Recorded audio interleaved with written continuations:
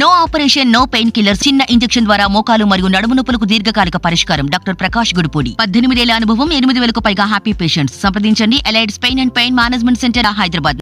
బుల్లితెర నటుడు చందు మరణం పలువురిని కలిచివేస్తోంది. తన ప్రియురాలు సహనటి పవిత్ర జయరాం మరణాన్ని తట్టుకోలేని చందు తన ప్రాణాన్ని తీసుకోవడం గుండెలను పిండేస్తోంది. 6 ఏళ్లుగా సహజీవనం చేస్తున్న చందు పవిత్ర 5 రోజుల వ్యవధిలో మరణించడంతో ఇండస్ట్రీలో విషాదం అలముకుంది.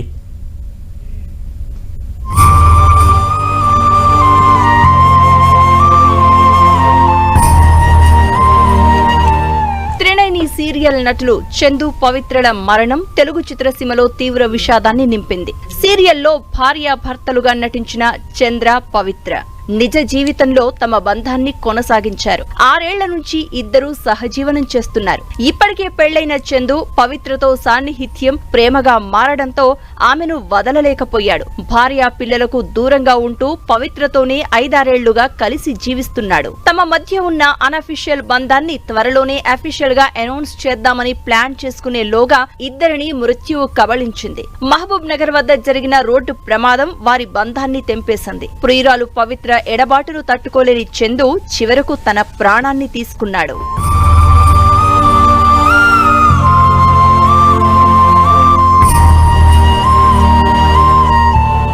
మే 12వ తేదీ ఆదివారం జరిగిన రోడ్డు ప్రమాదంలో చందు, పవిత్రల మధ్య బంధం తెగిపోయింది. మహబూబ్ నగర్ వద్ద చందు, పవిత్ర ప్రయాణిస్తున్న కారు ప్రమాదానికి గురైంది. ఈ సంఘటనలో చందుకు తీవ్ర గాయాలు అవగా ఆ దృశ్యాన్ని చూసి గుండెపోటుతో మరణించింది పవిత్ర.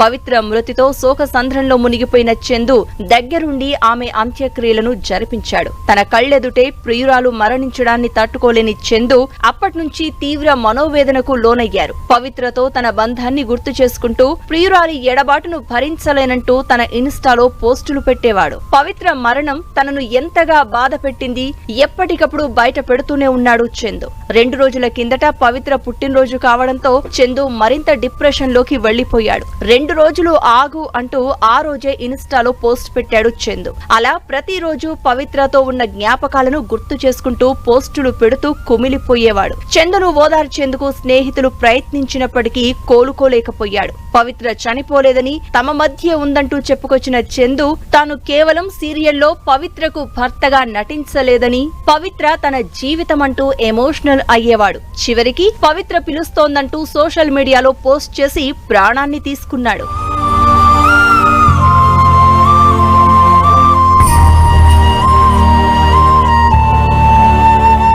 చందుకు 2015లోనే వివాహమైంది. 2015లో శిల్పను ప్రేమ వివాహం చేసుకున్నాడు చందు. తెలుగులో త్రినైని, కార్తీక దీపం, రాధమ్మ పెళ్లి వంటి సీరియల్స్ లో నటించి మెప్పించాడు. ప్రస్తుతం కార్తీక దీపం 2 సీరియల్లోనూ నటిస్తున్నాడు. మరోవైపు పవిత్రకు కూడా పెళ్లి కాగా కొన్నేళ్లుగా భర్త నుంచి దూరంగా ఉంటోంది. పవిత్రకు 22 ఏళ్ల కుమారుడు, 19 ఏళ్ల కూతురు కూడా ఉన్నారు. 5 ఏళ్లుగా పవిత్రతో చందు సహజీవనం చేస్తున్నారని చందు వైఫ్ శిల్ప చెప్పారు. చందు తన వెంటపడి ప్రేమించి పెళ్లి చేసుకున్నాడని తెలిపారు. త్రినైని ప్రాజెక్టు నుంచి చందుకు పవిత్రతో సంబంధం మొదలైందని, పవిత్రతో రిలేషన్ లో ఉంటూ చందు తనని, పిల్లల్ని వదిలేశారని తెలిపారు. తాను చందుతో 5 ఏళ్ల పాటు మాట్లాడలేదన్నారు శిల్ప.